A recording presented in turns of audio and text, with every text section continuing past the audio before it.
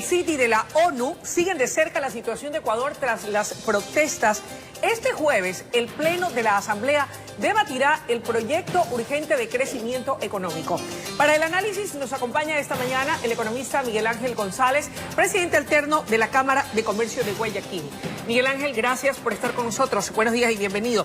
En términos generales, ¿cómo califica o define a esta ley urgente de crecimiento económico? ¿Va a propender al crecimiento económico del país o más bien implica un golpe a los sectores productivos?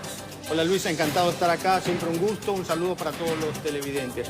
Lo podría resumir de la siguiente manera.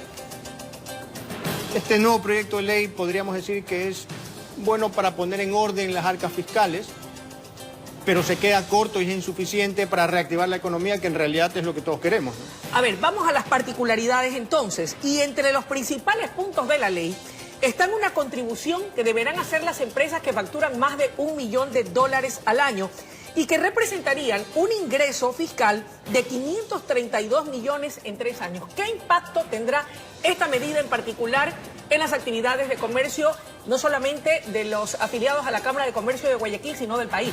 Es un golpe más a los comerciantes, al sector productivo.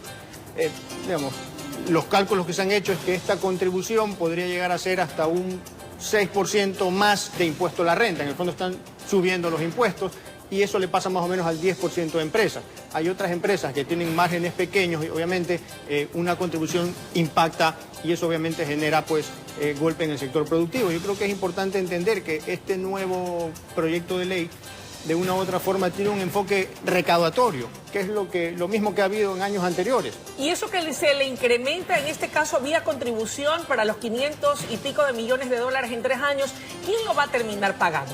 Ya, ahí está, justamente ese es el punto más importante. Un enfoque recaudatorio genera los mismos resultados de siempre, es decir, suben los precios, disminuye la competitividad de las empresas, se ahuyenta la inversión y se termina perjudicando al ciudadano. Entonces, al final de cuentas, no es un proyecto como el que realmente necesita el país, ¿no? Venimos diciendo que el gobierno tiene, digamos, 2 retos o 2 focos de acción. Uno es, sí, resolver el problema fiscal. Eso implica disminuir el déficit, eso implica resolver el problema del sobreendeudamiento que hay. Y en ese sentido el gobierno, digamos, tiene las cosas claras y va en la dirección correcta y nosotros apoyamos. Poner en orden las cuentas fiscales es fundamental para la generación de confianza. ¿Pero es esta la forma de poder recaudar recursos para el fisco? No, es que ahí está el problema. Hay otro reto importante que aquí no estamos viendo que se lo está trabajando y es el hecho de generar empleo y hacer crecer la economía. Nuestro foco debería estar puesto en hacer crecer la economía. ¿Y cómo hacerlo? Nosotros desde la Cámara de Comercio de Guayaquil pensamos que efectivamente hay algunas medidas que son fundamentales de sentido común y las hemos venido repitiendo en varias ocasiones. Por ejemplo, número 1. Reducir la carga tributaria, que no lo estamos viendo en este proyecto de ley. Por el contrario, 2, se van a aumentar impuestos. Se van a aumentar los impuestos y eso obviamente es un golpe al sector productivo. 2, una reforma laboral, que haga más fácil contratar. Bueno, esa la están trabajando. Entiendo que ya hay consenso incluso con los sindicalistas, con los representantes de los trabajadores y también la empresa privada, ¿o no es así? Así es, ahora vamos a hablar de eso. 3, eliminar la tramitomanía que existe en este país. Y 4, apertura comercial, abrir mercados, firmar acuerdos comerciales que permitan que el país sea más productivo, más competitivo, más eficiente. ¿Y eso no se está haciendo en este último punto por parte del Ministerio de Comercio Exterior? No estamos todavía en la magnitud que realmente necesitamos como país. Si nosotros vemos la ley tributaria, por ejemplo, vemos que es recaudatoria.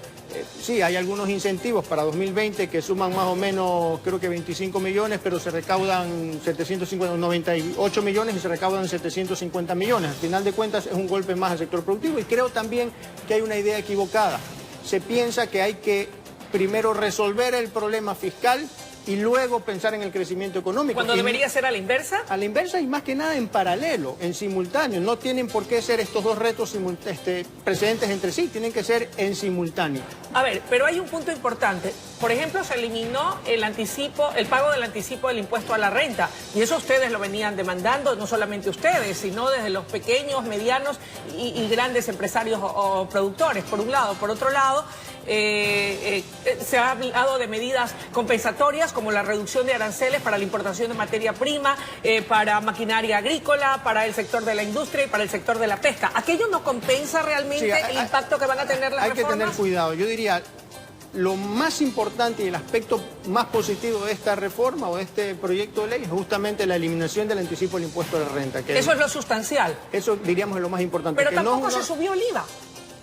Sí, bueno, está bien. El tema es que siguen habiendo aspectos negativos que son mayores que los aspectos positivos. Okay. Por ejemplo, esta eliminación del impuesto a la salida de divisas a materias primas y a bienes de capital, al día de hoy, uno lo puede recuperar como crédito tributario al final del año. Entonces, lo que están haciendo ahora, de reducir del 5 al 2.5, en el fondo es aumentar el impuesto a la salida de divisas a materias primas y a bienes de capital en el 2.5% porque se elimina esa posibilidad de poderlo recuperar como crédito tributario. Entonces, en el fondo es como un impuesto escondido. Entonces, en el fondo...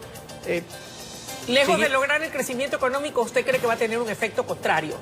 Sí, yo diría que la reactivación intensiva como la necesita el país se está quedando en stand-by. Ahora, ¿ustedes han acudido ya a la Comisión Económica de la Asamblea para poder exponer estos puntos de vista? Así es, ya acudimos el día sábado, presentamos nuestras propuestas, dimos nuestros comentarios y ojalá pues en la Asamblea pues se empiece a discutir punto, aspecto por aspecto. En la totalidad y tal como ha sido presentado por el Ejecutivo. Que ojalá se queden los aspectos positivos y los negativos no. Se desechen. Ok, en la reforma laboral, ¿cuáles son los puntos sensibles en materia de reforma laboral? Entiendo que algo tiene que ver el tema de la jubilación patronal, en donde todavía no llegan a un consenso. Hay varios aspectos. ¿Cuáles? Yo diría, y lo principal que hay que decir de entrada es que el Código Laboral moderno... Ya hay un consenso general de que debe modificarse. Al final de cuentas, este Código Laboral actual, de los años 1930 y pico, sabotea la creación de empleo. Condena a millones de personas al subempleo y al desempleo, que es lo que estamos viviendo hoy en día. Entonces hay que destrabar la creación de empleo. Perfecto. Hay consenso y hay conciencia de que hay que hacerlo. ¿Dónde están las trabas? El tema está en qué es lo que hay que justamente modificar y nosotros hemos hecho varias propuestas a lo largo del tiempo. ¿Podríamos resumirlas, las más importantes? Sí, podríamos resumirlas, son sencillas, se les han hablado. Una de esas es, por ejemplo, reducir el periodo, aumentar más bien el periodo de prueba, incrementar pues el contrato a plazo fijo, que las indemnizaciones pues sean proporcionales y no desproporcionadas. Se ha hablado del contrato por horas, que al final de cuentas para eso se necesitaría una reforma constitucional, pero al final de cuentas es que las empresas se puedan adaptar a los entornos y los mercados. Cuando hay situación complicada pues tienen que poderse adaptar. Y yo creo que quizás aquellos que abogan por la rigidez laboral piensan que los empleos que se van a crear con las reformas pues son empleos que no tienen las condiciones ideales. Pero al final de cuentas vivimos en un país que no tiene las condiciones ideales, es subdesarrollado. Y la idea es que los que no tienen empleo puedan acceder a él. Es que ahí está el punto. Ahora, hay que crear más empleos. Para eso necesitamos poner a la gente a trabajar, para generar más empleos. Y mejorar a futuro las condiciones. Y mejorar a futuro las condiciones. Más trabajos en el mediano plazo terminan generando mejores trabajos. Hay que trabajar para hacer que el país sea obviamente más... Ahora, esto no implica un retroceso de derechos, es decir, de aquellas personas que ya están trabajando, no van a perder sus derechos y todo lo que han ganado y han adquirido a lo largo de muchos años. No, para nada. Las personas que tienen derechos adquiridos al día de hoy se mantendrían iguales. Es para las personas, digamos, nuevas. Pero al final de cuentas tenemos que, digamos, aprender de lo que han hecho los países que salieron del subdesarrollo. Y los códigos laborales de estos países son códigos más adaptables, más versátiles. Y ¿Chile, hacia allá tenemos que ir. Bueno, muchos países nórdicos, muchos países desarrollados. Yo me refiero solamente a los de aquí de la región, porque se ha dicho que Chile tenía una economía sólida, que es un referente, al igual que Brasil, para la región, pero estamos viendo por un problema de inequidad, cómo esta inequidad les está pasando la factura. Sí, digamos, con protestas sociales que están saliéndose de nivel.